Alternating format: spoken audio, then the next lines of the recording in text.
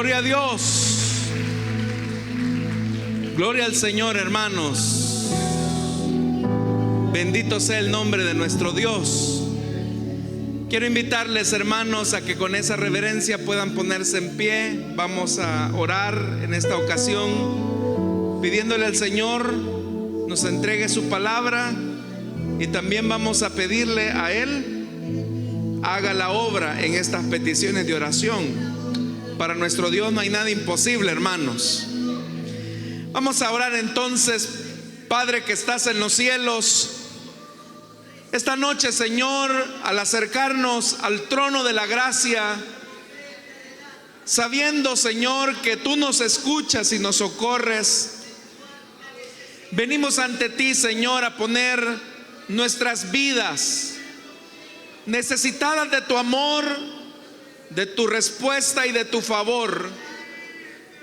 Queremos pedirte, Señor, que tomes el control de cada una de estas notas que han llegado hasta este púlpito. Señor, en ellas hay diferentes necesidades, hay diferentes situaciones que están afectando el bienestar de tus hijos. Algunos de ellos están atravesando momentos de salud muy difíciles. Otros están atravesando momentos legales bastante complicados, Señor.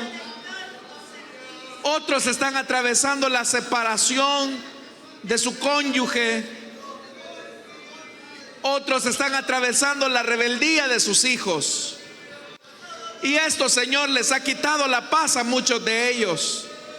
Pero conforme, Señor, a tu buen trato, a tu gran misericordia, a tu gracia abundante, quiero pedirte que obres de tal manera que traigas la paz, la respuesta, Señor. Haz milagros. Sabemos que el tiempo de los milagros no ha pasado, Señor. Tú puedes crear órganos nuevos. Tú puedes poner un corazón nuevo. Tú puedes proveer lo que haga falta, Señor. Porque para ti no hay nada imposible. Solo di la palabra, Señor, y será hecho. Aquí hay un pueblo que te cree. Aquí hay un pueblo que confía. Aquí hay un pueblo, Señor amado, que está a la expectativa de lo que tú vas a hacer. Que cada una de estas vidas sean testimonios vivos de tu poder. Igualmente, Señor, tú conoces la necesidad de tu pueblo espiritualmente hablando. Sabes qué es lo que les pasa. Envíanos tu palabra. Señor, capacítanos, instrúyenos, fórmanos, pero también aliéntanos. Señor amado, añade a tu iglesia los que has predestinado para salvación y vida eterna, de los que están en este lugar, como de los que a través de la radio o el internet van a escuchar este mensaje. Todo esto, Señor, lo pedimos en el nombre bendito de Jesús. Amén y amén. Gloria al Señor, hermanos. Vamos a abrir la Biblia en el Evangelio de Juan, capítulo 8. Es el libro de la Biblia que estamos estudiando los días martes. Y en esta ocasión, hermanos, nos corresponde estudiar los versículos 41 en adelante. La palabra de Dios nos dice: las obras de ustedes son como las de su padre. Nosotros no somos hijos nacidos de prostitución, le reclamaron. Un solo padre tenemos, y es Dios mismo. Si Dios fuera su padre, les contestó Jesús, ustedes me amarían, porque yo he venido de Dios y aquí me tienen. No he venido por mi propia cuenta, sino que Él me envió. ¿Por qué no entienden mi modo de hablar? Porque no pueden aceptar mi palabra. Ustedes son de su padre, el diablo, cuyos deseos quieren cumplir. Desde el principio, este ha sido un asesino y no se mantiene en la verdad, porque no hay verdad en él. Cuando miente, expresa su propia naturaleza, porque es un mentiroso. Él es el padre de la mentira. Y sin embargo, a mí, que les digo la verdad, no me creen. ¿Quién de ustedes me puede probar que soy culpable de pecado? Si digo la verdad, ¿por qué no me creen? El que es de Dios, escucha lo que Dios dice. Pero ustedes no escuchan porque no son de Dios. Amén. Hasta ahí dejamos la lectura. Amados hermanos, tengan la amabilidad de sentarse, por favor. Hermanos, seguimos adelante en este estudio del Evangelio de Juan y hemos mencionado ya que el telón de fondo sobre el cual se están describiendo estos diálogos entre Jesús y los judíos es en el marco de la celebración de la fiesta de las cosechas o fiesta de los tabernáculos. El Señor ha hecho una declaración que ha resultado un tanto escandalosa para los judíos, y es que Jesús ha dicho que Él puede dar agua de vida. Jesús también ha declarado que Él es la luz del mundo. Habíamos mencionado también que cuando Jesús dijo estas palabras, en el marco de esa celebración, el pueblo judío en esa semana recordaba, por ejemplo, el agua que había salido de la roca en el desierto y que Dios había provisto mientras peregrinaba en ese desierto. El agua era necesaria para la subsistencia mientras ellos estaban en ese viaje. Pero también, hermanos, durante ese recorrido hacia la tierra prometida, el Señor se manifestó a través de una columna de fuego que no solamente les proveía del calor necesario para enfrentar las inclemencias del tiempo durante la noche en el desierto, sino que también iluminaba sus pasos en dirección hacia esa tierra.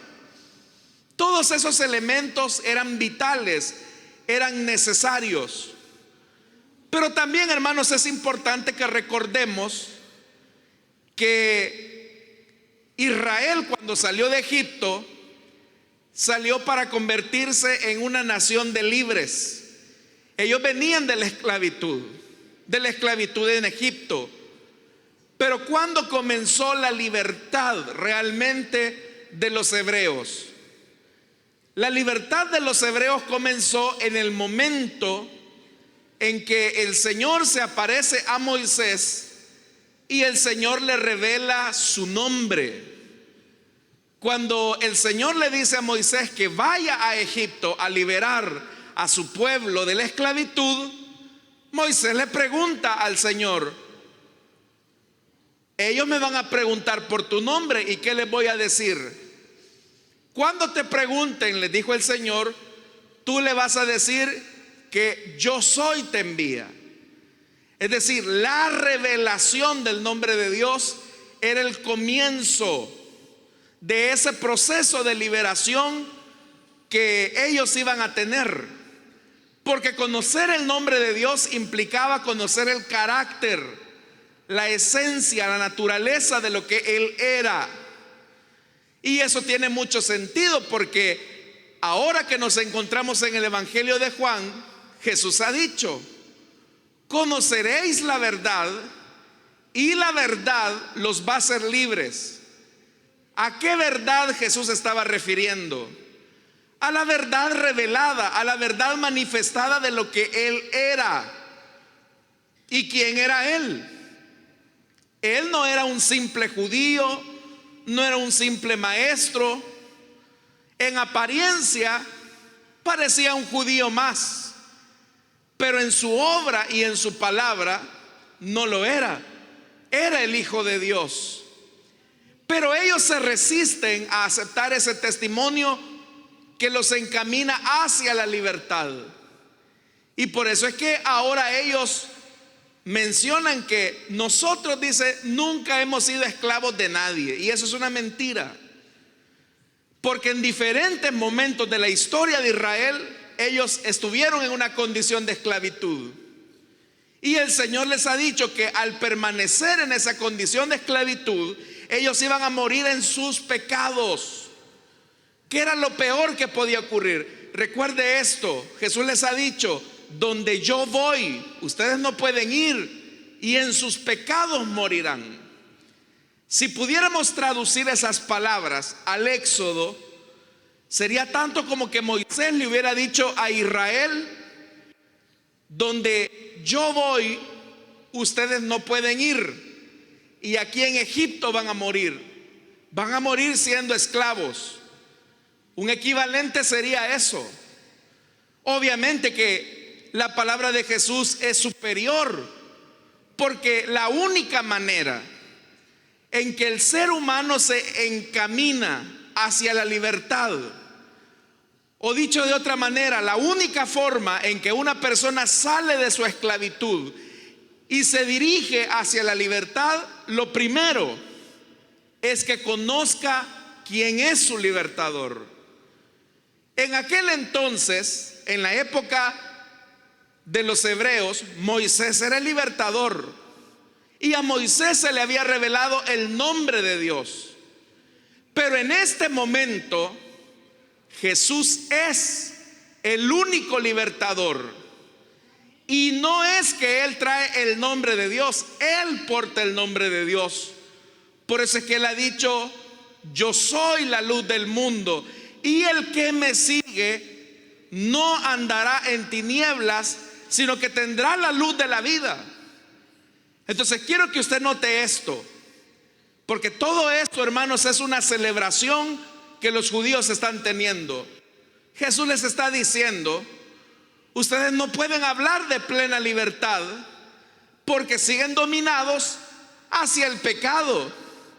Y por eso es que Él les ha dicho que el que peca es esclavo del pecado. Jesús incluso les mencionó: todo aquel que hace pecado es esclavo del pecado. ¿Y cuál era el pecado de estos judíos? El pecado de los judíos es que estaban rechazando la revelación de quién era Él.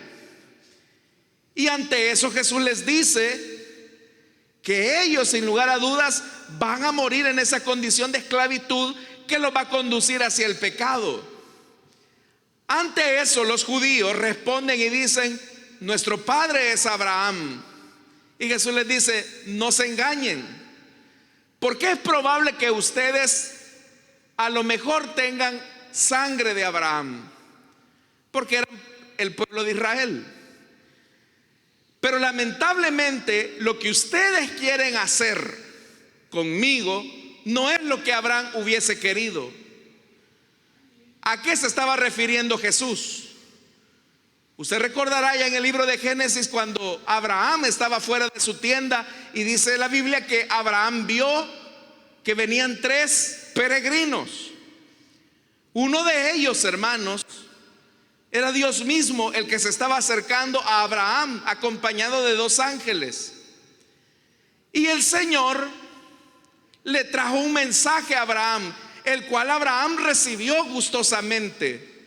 Abraham fue una persona muy hospitalaria, que no le hizo mal, sino que recibió bien la presencia de Dios.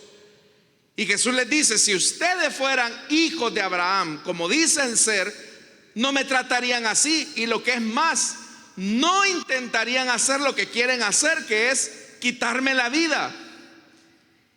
Entonces ellos van más allá y dicen, y es lo que hemos leído, y lo leímos también la semana pasada, cuando en el 41 les dice: las obras de ustedes son como las de su padre. Aquí hay un ejemplo, hermanos, que ya estudiamos en el capítulo 5, y es un principio inalterable. Es una ley espiritual.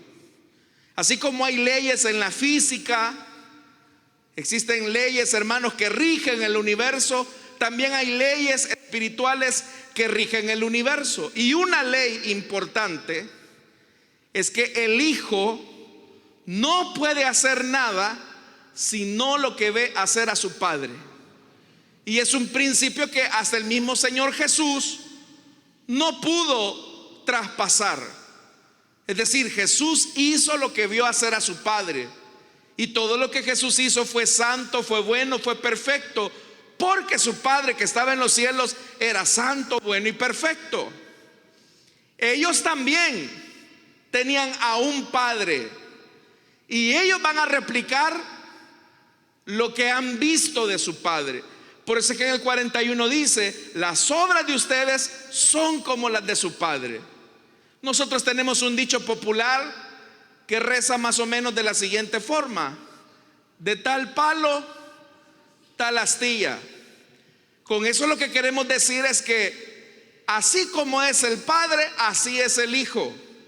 Eso es lo que Jesús está diciendo en el 41. Pero note cómo responden los judíos: nosotros no somos hijos nacidos de prostitución. Le reclamaron: un solo Padre tenemos, y es Dios mismo. Aquí la cosa se complica más, porque ahora ellos están diciendo: tenemos un Dios, y ese Dios es nuestro Padre. Bueno, vamos a poner a prueba a ver si es cierto eso de que Dios es su Padre. Ellos dicen: nosotros no somos hijos nacidos de prostitución. ¿A qué se referían ellos cuando hablaban de eso? Usted recordará, hermanos, que en el Antiguo Testamento la idolatría era vista como una prostitución religiosa, porque el Señor se había manifestado a Israel para tener una relación de exclusividad con el pueblo de Israel. Cuando Israel decidía ir en pos de otros dioses, eso, hermanos, se comparaba como la infidelidad que se podía producir al interior de un matrimonio. Prueba de eso nosotros lo tenemos, por ejemplo, en el profeta Oseas. Toda la vida de Oseas está construida alrededor de un matrimonio que es un matrimonio fallido por la falta de fidelidad de Gomer, su mujer.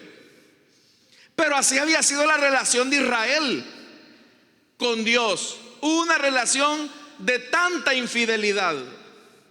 Entonces, cuando ellos dicen: nosotros no somos hijos nacidos de prostitución, lo que estaban diciendo es: nosotros somos fieles a Dios, hemos sido fieles a Dios, y Dios nos reconoce a nosotros como sus hijos. Eso, hermanos, es tanto como que nosotros dijéramos: nosotros nunca hemos pecado, hemos nacido en perfección, y por eso es que somos hijos de Dios. Eso era lo que en el fondo estaban diciendo estas personas, lo cual era un atrevimiento. Entonces Jesús tiene que ponerlos en su lugar, y en el 42 dice: si Dios fuera su Padre, les contestó Jesús, ustedes me amarían, porque yo he venido de Dios y aquí me tienen. No he venido por mi propia cuenta, sino que Él me envió. Supóngase, hermanos, que usted se va a Estados Unidos y se va con sus hijos, su esposa, y nosotros somos muy buenos amigos, nos conocemos de mucho tiempo, y usted me llama y me dice: hermano, fíjate que van a ir mis hijos, o va a ir mi hijo a El Salvador. Yo no voy a poder acompañarlo, pero ¿será que tú lo puedes recibir? Y yo con usted tengo una relación muy cercana, de mucha amistad, de mucha confianza. Por esa misma relación de confianza y de amor, yo le diría: por supuesto, yo lo recibo. Pero ¿cómo va a ser mi trato hacia su hijo si nosotros decimos que somos amigos? El trato será un trato de mucho amor, porque lo que yo haga o deje de hacerle a su hijo es como que se lo esté haciendo a usted. Eso es lo que Jesús les está diciendo acá. El Padre al que ustedes dicen que es su Padre me ha enviado a este mundo. Yo no he venido por mi propia cuenta. O sea, no es que un día Jesús estuvo allá en la eternidad y dijo: no tengo nada que hacer, así que voy a aparecer en la historia, a ver que si puedo hacer algunos milagros, darle la vista a los ciegos y sanar a algunas cuantas mujeres. No fue así. Todo esto era parte de un propósito de Dios. Dios, hermanos y hermanas, tenía un propósito con su hijo, y al enviar a su hijo, Él esperaba que todos aquellos que lo recibieran, Él les iba a dar la potestad de ser hechos hijos de Dios. Entonces quiero que note algo. Decir que Dios es nuestro Padre no es un derecho universal, como algunas personas creen. Porque las personas dicen: todos somos hijos de Dios. A todos el Señor nos ama porque todos somos hijos de Dios. Eso no es cierto. Dios ama a sus hijos, eso es verdad, pero no todos son sus hijos. Todos somos criaturas de Dios, totalmente cierto. Pero ¿quiénes son verdaderamente hechos hijos de Dios? Aquellos que le recibieron, aquellos que recibieron a Jesús. Porque recibir a Jesús es como que hayamos recibido al Padre. Volviendo otra vez al ejemplo, ¿qué pasaría si usted envía a su hijo y vengo yo, hermanos, comienzo a maltratarlo, a humillarlo, y lo que es peor, lo agredo?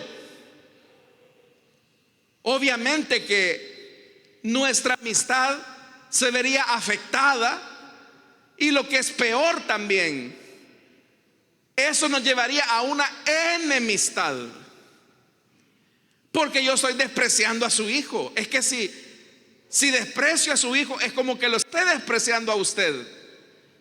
Así era también acá, es así acá. Uno no puede decir que ama a Dios o que es hijo de Dios si al hijo, que es Jesús, lo desprecia, lo rechaza, le da la espalda, lo posterga.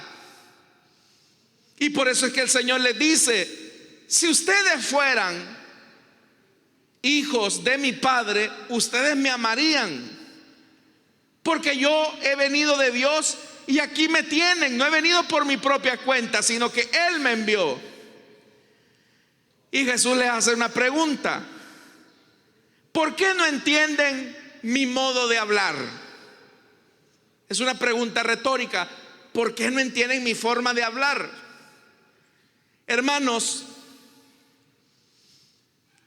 es increíble cómo un hijo se puede parecer tanto a su papá, en las expresiones, en la forma de hablar, incluso hasta en la forma de vestir. Uno puede llegar incluso a decir: es que ver a este muchacho me recuerda cómo era el papá de él cuando estaba joven, porque los mismos modos tiene, las mismas expresiones, las mismas gesticulaciones, tiene lo mismo, porque se parece tanto. Y hasta en el modo de hablar, hay incluso hijos que incluso casi que reproducen hasta el tono de voz del padre, casi.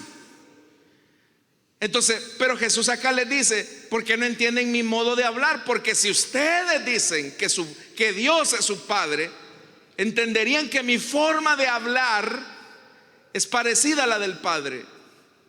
Pero Jesús mismo responde y dice: ¿Saben por qué no me entienden? No es que ellas fueran tontos, hermanos. No es que les faltara entendimiento. No es que fueran retardados. Lo que sucede es que no le entendían, porque dice en el 43, porque no pueden aceptar mi palabra. No aceptan el hecho de que yo soy el Hijo de Dios. No aceptan lo que yo les he dicho, que yo soy la luz del mundo. No aceptan lo que yo les he dicho, que yo puedo dar agua de vida. No aceptan. No aceptan el hecho que yo soy lo único que les puede garantizar la vida plena. Hermanos, hay personas así también. Personas que aceptan que Dios es el creador de todas las cosas. Ellos dicen que aman a Dios. Ellos dicen que Dios es bueno. Pero cuando uno les dice, usted necesita entregarle su vida a Cristo, usted necesita entregarle su corazón al Señor, su voluntad a Él, usted necesita seguir la luz de la vida, usted necesita arrepentirse de sus pecados, entonces ellos dicen no, o postergan la decisión y dicen mañana, otro día, hoy no. Entonces, ¿cómo es eso? Que dicen que aman a Dios, pero postergan su relación con el Hijo de Dios. ¿Cómo es que dicen que Dios es su Padre, pero al Hijo unigénito le dan la espalda? Eso es un contrasentido. Porque si amaran a Dios como dicen amarlo, aceptarían al Hijo, lo recibirían al Hijo. Porque en el recibimiento que se hace del Hijo está la garantía de que nosotros somos hijos de Dios. ¿Quiénes son hijos de Dios? Hijos de Dios no son, hermanos, los que tienen años de estar aquí en la iglesia. Hijo de Dios tampoco es el que es hijo del pastor o hijo del servidor. Jesús estableció algo claro. Este evangelio mismo lo ha dicho. ¿Quiénes son hechos hijos de Dios? Aquellos que le recibieron. ¿Cuántos hemos recibido a Jesús, hermanos? De verdad, ¿cuántos hemos recibido a Jesús? Por ese recibimiento es que somos hechos hijos de Dios. Entonces note esto. Entonces, si no son hijos de Abraham, espiritualmente hablando, y menos hijos de Dios, entonces hijos de quién son. Bueno, hay que recordarlo. Recuerde ese refrán: de tal palo tal astilla.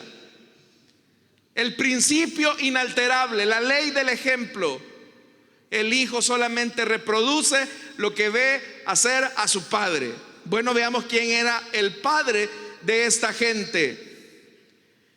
Ustedes son de su padre el diablo, cuyos deseos quieren cumplir. Ese pasaje es muy interesante porque todo hijo tiene un anhelo de lograr la satisfacción en su padre. Por eso es que usted puede notar, ¿verdad?, que si el papá le va a un equipo de fútbol, el hijo también le va al mismo equipo. Y tal vez el hijo no tenga mayor comprensión acerca de ese equipo. Pero ¿por qué el hijo dice yo soy del equipo de mi papá? Porque quiere agradar a su papá, quiere agradar los deseos de su papá. Esto, hermanos, no tiene nada de malo en sí mismo, pero llevado al extremo, esto puede ser perjudicial. Pero en un plano normal es bueno, es normal que un hijo quiera parecerse mucho a su papá. Pero ¿qué busca el hijo? En cierta forma, cumplir los deseos de su padre. Y hay cosas, por ejemplo, como hijo, mira, lo que yo no pude hacer, tú lo puedes hacer, tú lo puedes lograr. Así que estudia, esfuérzate. Y el hijo trata la manera, si hay una buena relación de padre e hijo, el hijo trata la manera de demostrarle a su padre que es cierto, que él lo va a lograr, que él va a cumplir ese deseo. Y sé de muchos hijos que cuando incluso se gradúan, esperan la palabra de aprobación de sus padres. ¿Sabe? Para ese hijo muchas veces vale más la palabra de afirmación de su padre, que le diga: hey viejo, lo hiciste bien, me siento orgulloso de ti, sabía que lo ibas a lograr. Para un hijo eso es suficiente, porque está cumpliendo los deseos de su padre. El padre se siente orgulloso por lo que el hijo está haciendo. Pero acá, hermanos, es en un sentido negativo, porque dice en el 44: ustedes son de su padre, tienen una relación con él y ya saben cuáles son los deseos de su padre. Y su padre es el diablo, y los deseos de su padre, el diablo, quieren cumplir. En este momento, hermanos, a partir de este momento vamos a ver cómo aparece la figura del enemigo, la figura de Satanás, como un enemigo de Jesús. Y aquí Jesús está diciendo: el deseo de su papá es matarme, es asesinarme, y ustedes están deseosos de cumplirle el deseo a su tata, que es arrebatarme la vida. Y dice el 44: desde el principio este ha sido un asesino. ¿A qué principio se está refiriendo Jesús?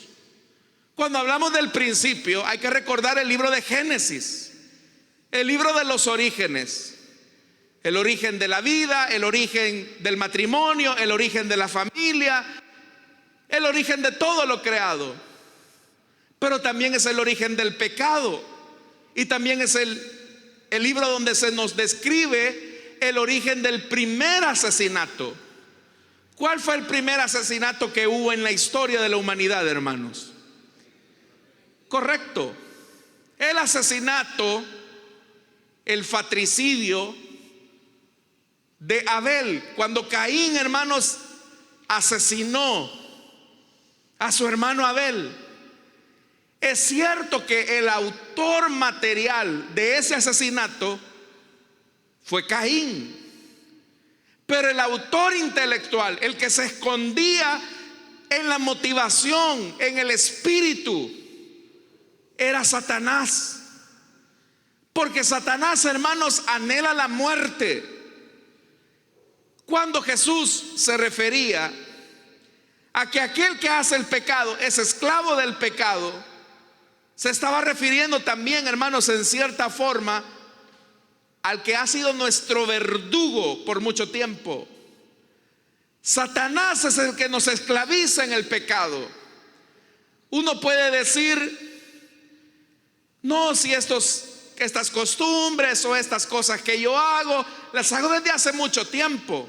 Sí, pero quien está detrás de muchas maldades de los hombres es Satanás. Detrás de todo asesinato siempre está Satanás, porque a él le gusta la muerte. Entonces, hermanos, Jesús les dice: ustedes como hijos del diablo están deseosos de hacer la voluntad de su padre, el diablo. Ahora lo vamos a relacionar con el aspecto positivo. Si uno es hijo de Dios, uno está deseoso de hacer la voluntad de Dios. ¿Cuántos dicen amén a eso? El que es hijo de Dios quiere hacer la voluntad de Dios, porque Dios es su Padre. Hay un anhelo de hacer lo correcto, hay un deseo de agradar al Padre. Pero también el que es hijo del diablo tiene un deseo de satisfacerle los deseos a su padre, que es Satanás. Y por eso es que usted tal vez no se puede explicar, porque hay personas que hasta se gratifican en la maldad que hacen. Esa gratificación de la maldad viene como resultado de un deseo que se esconde de querer satisfacer a su padre espiritual, que es el diablo. Especialmente en algo tan horroroso como un crimen, como un asesinato. La persona que se deleita derramando sangre, esa persona, hermanos, que es incluso hasta capaz de comer mientras está asesinando a una persona, o capaz de hasta de reírse. El que hace eso es porque está satisfaciendo los deseos de su padre, que es el diablo. Pero no solamente esa es la característica de Satanás, sino que dice: desde el principio este ha sido un asesino, dice la parte final del 44, y no se mantiene en la verdad, porque no hay verdad en él. Cuando miente, expresa su propia naturaleza, porque es un mentiroso. Él es el padre de la mentira. Así como Satanás es el padre de los asesinos, también Satanás es padre de los mentirosos. Por eso es que Jesús, hermanos y hermanas, les dijo algo, y le voy a recordar algo que ya estudiamos la semana pasada. Jesús les dijo, si usted me acompaña en el 31, vamos al 31 del capítulo 8 siempre. Jesús se dirigió entonces a los judíos que habían creído en él y les dijo: si se mantienen fieles a mis enseñanzas, serán realmente mis discípulos y conocerán la verdad, y la verdad los hará libres. ¿Qué es lo que nos hace discípulos de Jesús? O dicho de otra manera, ¿qué nos hace hijos de Dios? Que hemos aceptado la verdad de Dios y permanecemos en la verdad de Dios. Pero el que es hijo del diablo, ahí dice que él no se mantiene en la verdad, porque no hay verdad en él. Cuando miente, expresa su propia naturaleza, porque es un mentiroso. Él es el padre de la mentira. Alguien que persiste en una mentira es hijo del diablo. Por ejemplo, Dios ha establecido una verdad acerca del matrimonio.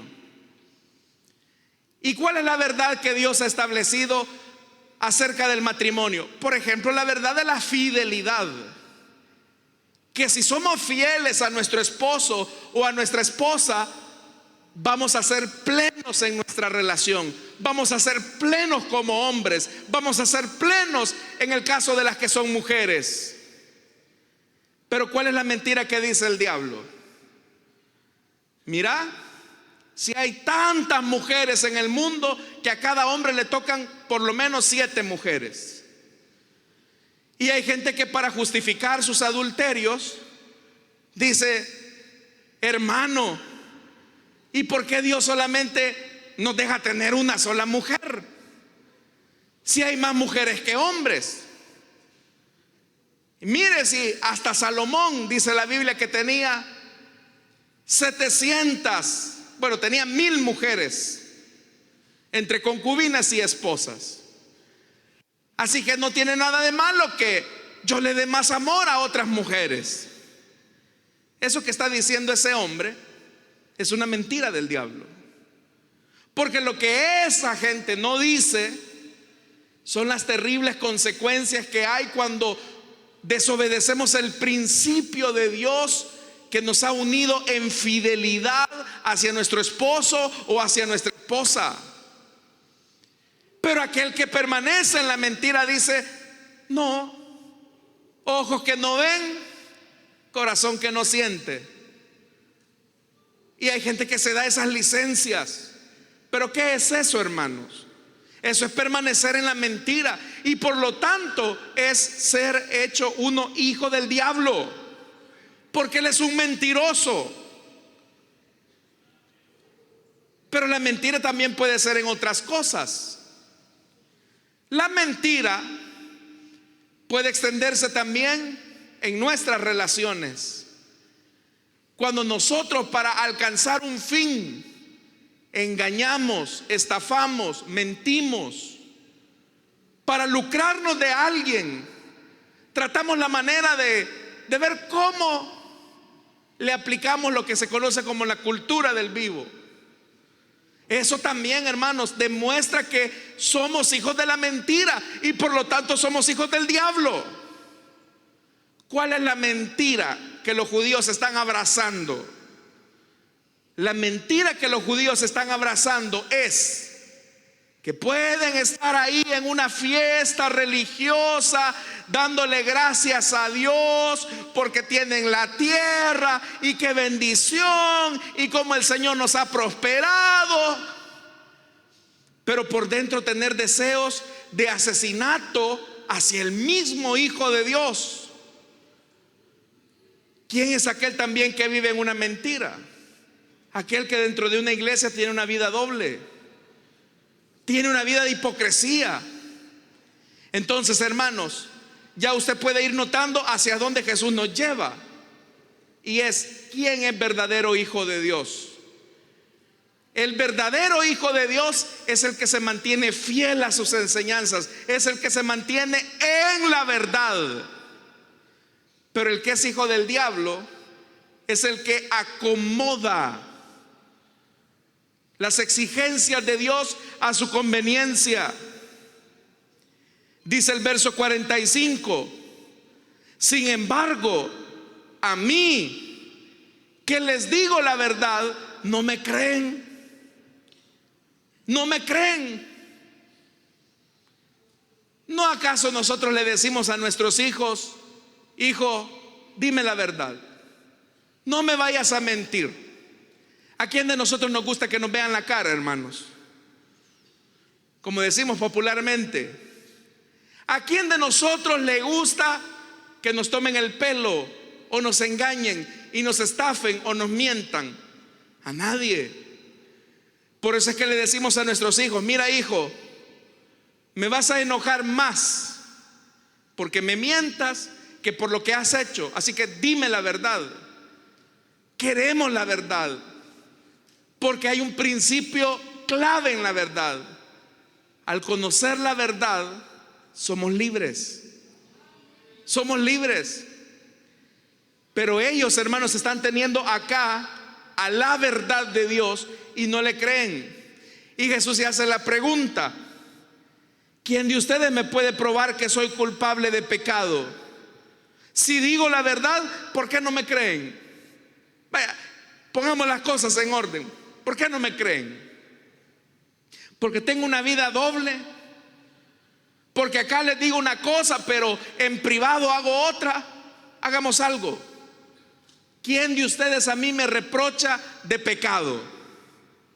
Porque está bien, hermanos, uno no le va a creer a un mentiroso, uno no le va a creer a alguien que tiene una doble vida.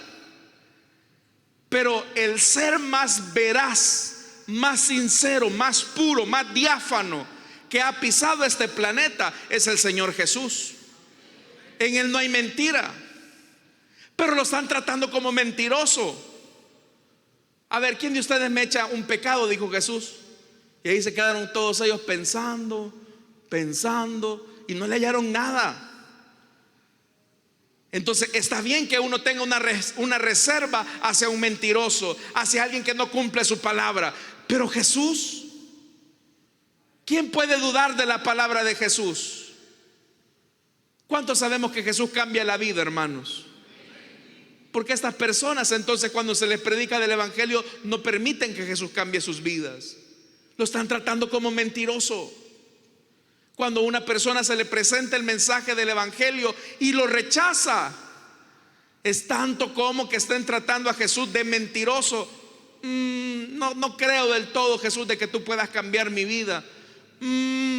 Tal vez no puedes. reconstruir toda la miseria que hay en mí. Entonces Jesús te diría: dame una vida que mi poder no haya cambiado. Demuéstrame hasta hoy si yo le he fallado a alguien, si yo he defraudado a alguien. Y han pasado más de 2000 años y no hay nadie quien le pueda reprochar algo al Hijo de Dios, porque sea todo hombre mentiroso, pero Dios verás, hermanos. Dios verás. Y aquí Jesús pone la cereza en el pastel. El que es de Dios escucha lo que Dios dice.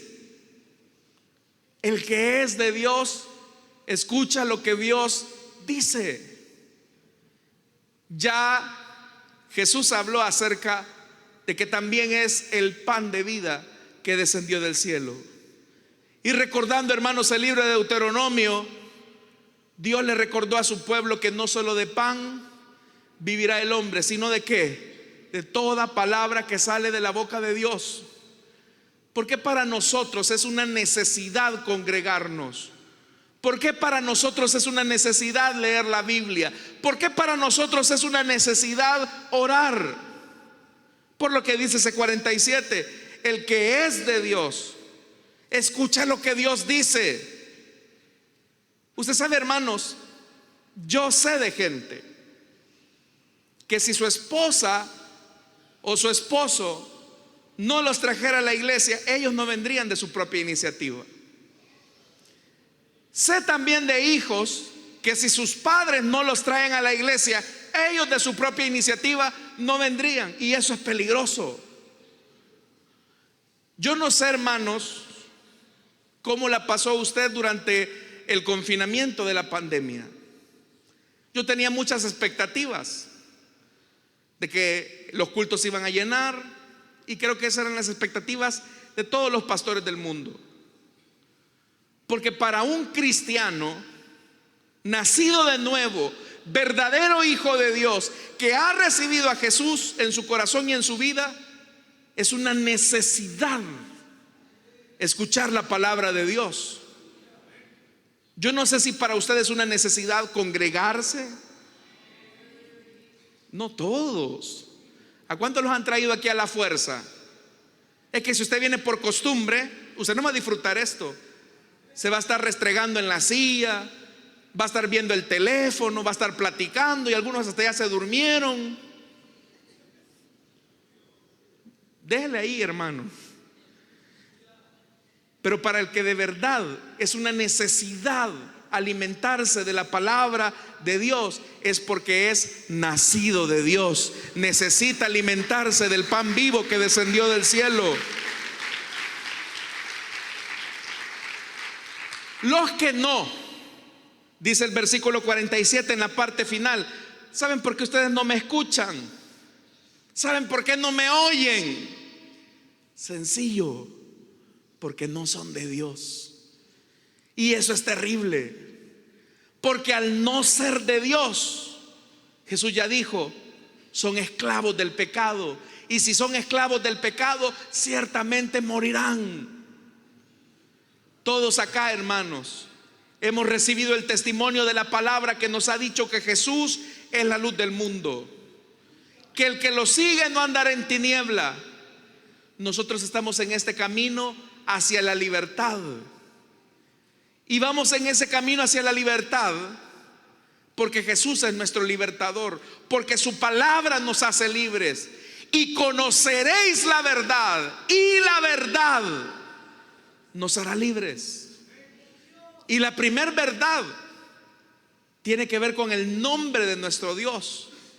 ¿Qué significa Jesús? El nombre Jesús: Salvador. ¿Y de qué nos salva Jesús? Jesús nos salva del pecado. Jesús nos salva de la muerte. Jesús nos salva de la condenación. Jesús nos salva hasta de nosotros mismos. Cuando Jesús viene a hacernos libres, es tan solo, hermanos, porque escuchamos lo que Dios nos dice a través de Él. Si usted posterga esta decisión de entregarle su vida a Cristo, usted va a seguir siendo un esclavo, aunque en apariencia parezca bien. Como reza el título de un libro, usted va a ser un cadáver de impecable apariencia. Un cadáver de impecable apariencia. Por fuera va a andar bien, va a caminar, va a hacer lo que usted quiere, pero su vida va a ser esclavizante. Por eso, hermanos, hagámonos una pregunta honesta esta noche, porque es la pregunta que puede determinar el curso de la eternidad en su vida. ¿De verdad es hijo de Dios usted? ¿O viene aquí por costumbre? ¿O viene aquí porque le han prometido un par de pupusas al salir de la noche? ¿Por qué viene acá? O no, mire que como mi esposo me trae o mi esposa me trae, aquí vengo. Yo como no tengo nada que hacer en la casa, y por eso es que está pajareando, moviéndose a cada rato, viendo cualquier cosa. Pasa una mosca, lo distrae. Aflíjase. Ahora, si usted es un hijo de Dios, usted, hermanos, es como esa esponja que está absorbiendo y absorbiendo cada palabra que dice el predicador, cada palabra que se menciona de la palabra de Dios, porque esos son los nutrientes que nos dan la vida y que nos hacen crecer hasta llegar a la estatura del varón perfecto que es Cristo nuestro Señor. ¿Se deleitan de estar acá esta noche? Entonces, hermanos, aprovechemos esto, porque el que es hijo de Dios permanece en la verdad, no anda detrás de modas. Y al permanecer en la verdad, Dios le dice: por acá, y usted va siguiendo, Pero el que es esclavo del pecado, el pecado lo tiene hundido en la oscuridad, y por eso es que no le haya sentido a la vida. Pero qué bien si usted está en esta condición así esta noche, porque hoy puede ser libre al escuchar el mensaje del Evangelio. Vamos a orar, hermanos, vamos a cerrar nuestros ojos. Teniendo nuestros ojos cerrados y nuestro rostro inclinado, quiero hacer una invitación. No la puedo alargar mucho porque el tiempo ya finalizó. Pero si esta noche hubiese alguien que desea entregarle su vida a Cristo o desea reconciliarse, le invito para que en el lugar donde está se pueda poner en pie o levantar su mano. Si usted quiere ser libre verdaderamente, solamente es cuando recibimos al Hijo. ¿Quiénes son hechos hijos de Dios? Aquellos que le reciben. A ellos les da la potestad de ser hechos hijos de Dios. Hijos de Dios no son hechos de carne ni de sangre. Son aquellos que por la fe aceptan a Jesús como Señor y Salvador. Así que si esta noche hubiera alguien que desea entregarle su vida a Cristo, póngase en pie en el lugar donde está. Ahí habrá un hermano, una hermana que le va a conducir hacia adelante y vamos a orar por usted. ¿Habrá alguien?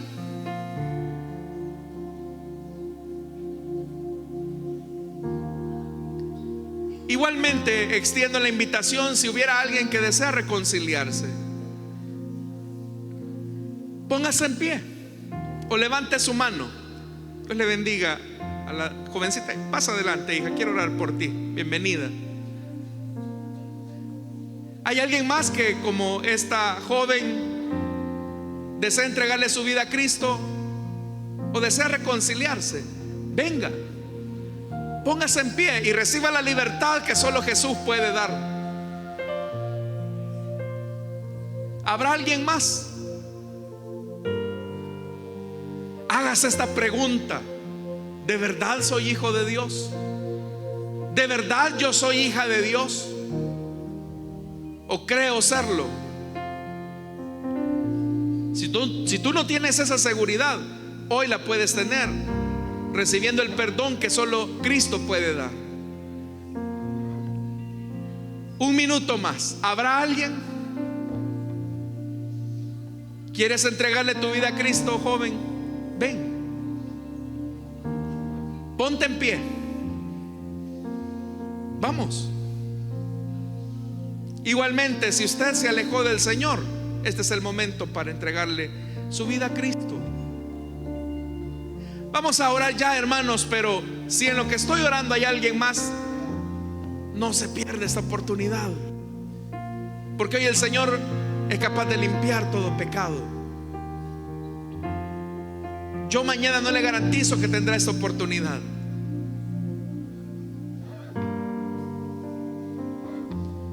¿Alguien más? Oremos entonces por esta vida, hermanos, y también por aquellos que a través de la radio o el internet van a escuchar este mensaje. Padre que estás en los cielos, Señor, tu palabra no vuelve vacía, sino que siempre toca las vidas. Y esta noche, Señor, queremos agradecerte por la vida de mi hermana, que ahora, Señor, reconoce su necesidad de ti. Señor amado, perdona sus pecados, lávala en tu sangre, Señor, y hazla una nueva persona. Que tu Espíritu Santo venga a ella y pueda, Señor amado, tener la vida que has prometido. Ayúdala a permanecer fiel en la verdad, fiel, Señor, en tu palabra, para que hasta el día de tu venida, tú, Señor amado, la hayas perfeccionado rumbo hacia la tierra prometida, hacia la que todos nos dirigimos. Siendo peregrinos y extranjeros en esta tierra, Señor, sosténnos también a nosotros en la verdad. Ayúdanos a ser verdaderos hijos tuyos, demostrando con nuestra vida que tú eres nuestro Padre. En Cristo Jesús. Amén y amén. Gloria a Dios, hermanos. Le damos la bienvenida a nuestra hermana. Bienvenida, hermana.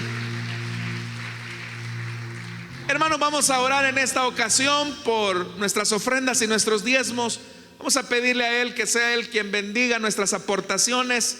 Como se los había dicho, hermanos, todavía seguimos construyendo el comedor para nuestros niños del CDI. Usted no lo puede ver porque está atrás del edificio educativo, pero cuando lo hayamos terminado, hermanos, vamos a mostrarles algunas imágenes de lo que estamos haciendo. Y todo esto es gracias, hermanos, a sus aportes como con ofrendas, con diezmos. Es lo que nos permite ir mejorando, hermanos, las instalaciones de la iglesia, y también continuar con la predicación de la palabra a través de la radio. Cuando los socios son fieles también en este ministerio, todos podemos contribuir.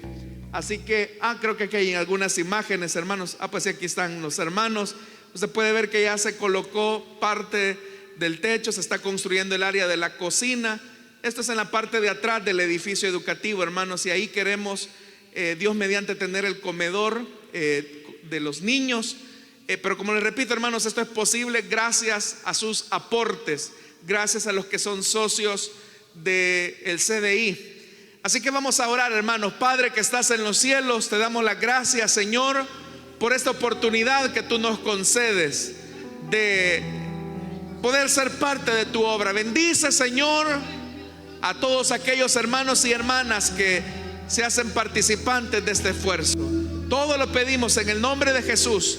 Amén y amén. Pueden pasar, hermanos, y